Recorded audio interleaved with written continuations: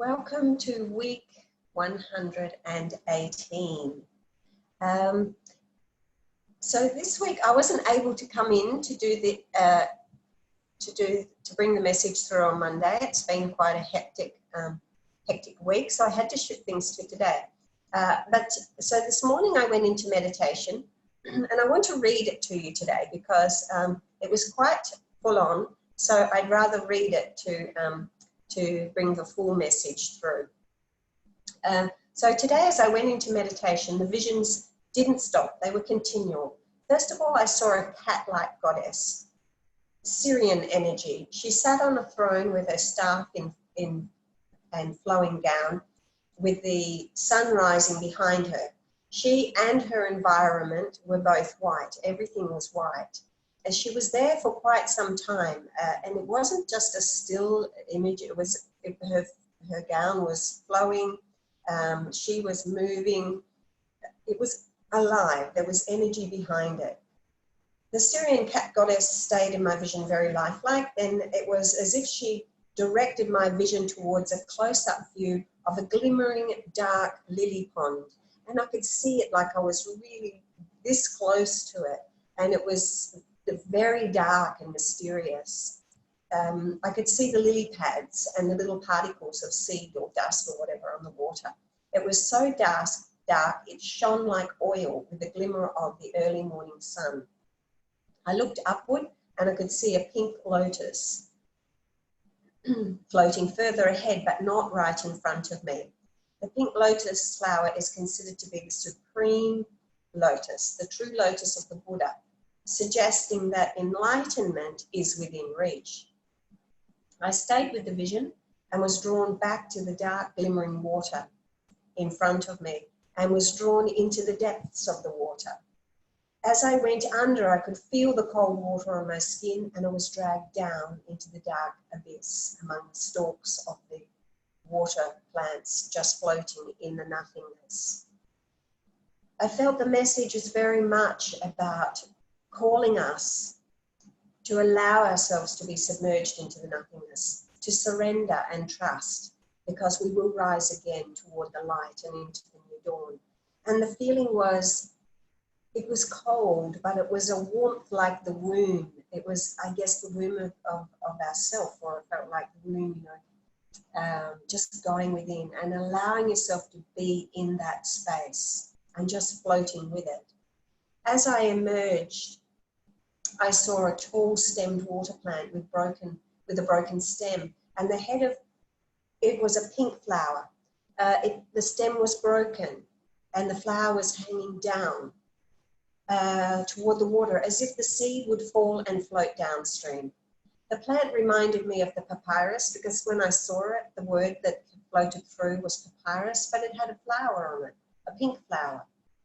And I looked it up to see what this flower was, and it is called the flowering rush. There is a botanical name, but the common name is the flowering rush.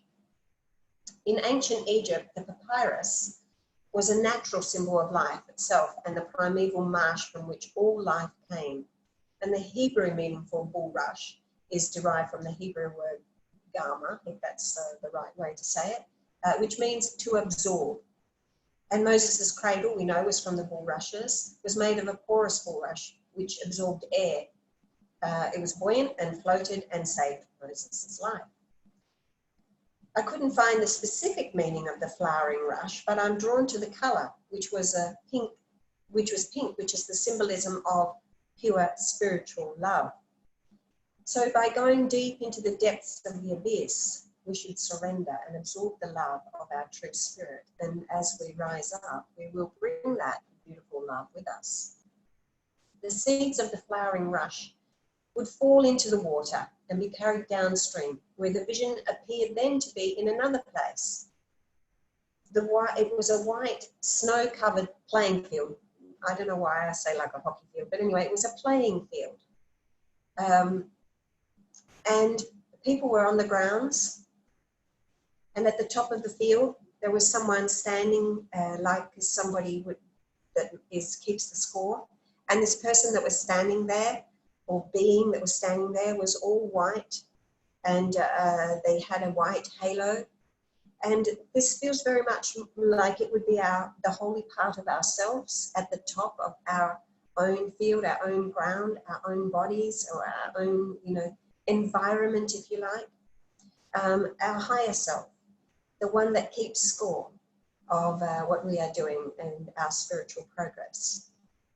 The people on the ground they weren't playing any sport. They were just walking around freely.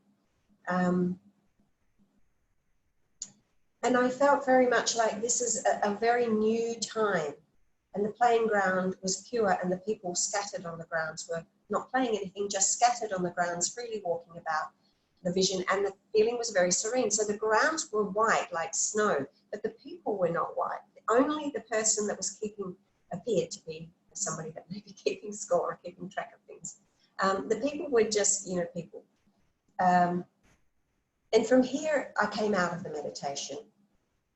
The grounds are ours, or maybe the grounds are us, it's our environment, pure, white, pure, and serene, if we choose it to be. In ancient Egypt, the lotus and the papyrus are the symbolism of unity or union. Both flowers I saw were pink, the supreme color of spiritual love.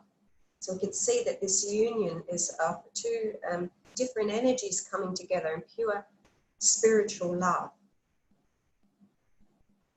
Lately, I've been seeing a lot of visions of the coming together of the divine masculine and feminine. And usually I see like a masculine and a feminine holding hands or reaching out to each other.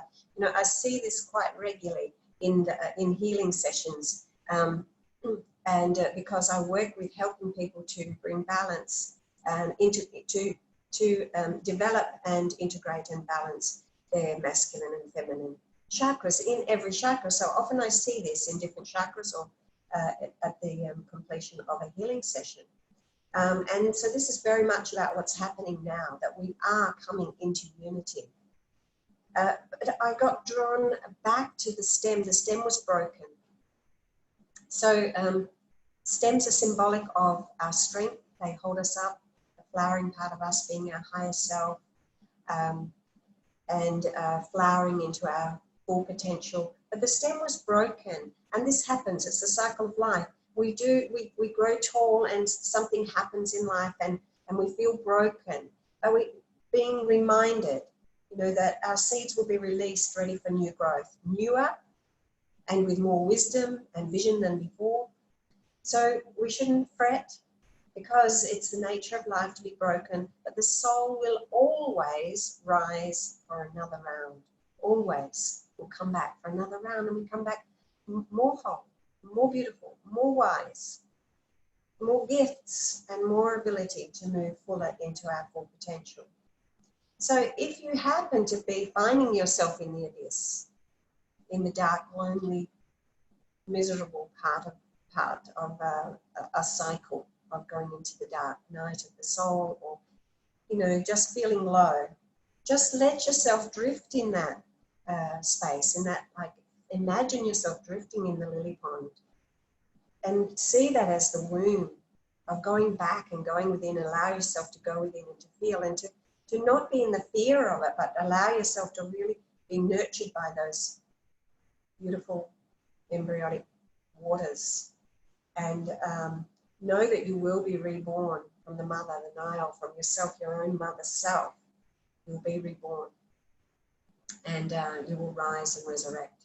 And this is where we're at with this. It's so today also is numerologically, in the way that I do it, it becomes a 45-9. So it's an end cycle.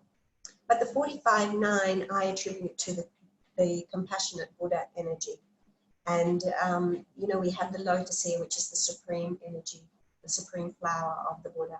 So very much we have that there, and it is 118. So we have our thoughts are really important here. And the one is also, it's not just our thoughts and our intentions, it is the seeds that we are planting, the seeds that are, taking us forward into this new cycle. And we have the opportunity with the 8, which is as above, so below, our higher self and our earthly self coming into union. so that we can be reborn. It becomes a 10 energy, which is rebirth, spiritually reborn. It's a really beautiful cycle and opportunity for us to move forward. So embrace whatever stage you are in, but bring your awareness completely to where you are at. And, you know, really take notice and see what is happening with you in your environment, what is around you, and look at everything that is happening, all the experiences and all the opportunities and the gifts of from nature or from people talking to you, whatever it is that is happening in your environment right now is a message for you to become more of you. So bring your awareness more fully to that, because we're stepping into a world where we really know and we really understand everything that is happening around us. We see the truth, we see through the veil. So bring yourself really more present with every experience that you have, and allow yourself to be reborn in every moment and come, you know, more and more forward into that enlightened state. So today we're going to be bringing through the light codes of spiritual unity. And if you would like to purchase the light codes, the activatory light codes of spiritual unity, you can connect with me on the link below, or come to my email at www.luxorlight@yahoo.com.au, or visit my website www.luxorlightascension.com. Okay, that's it, and I will see you again next Monday. Bye.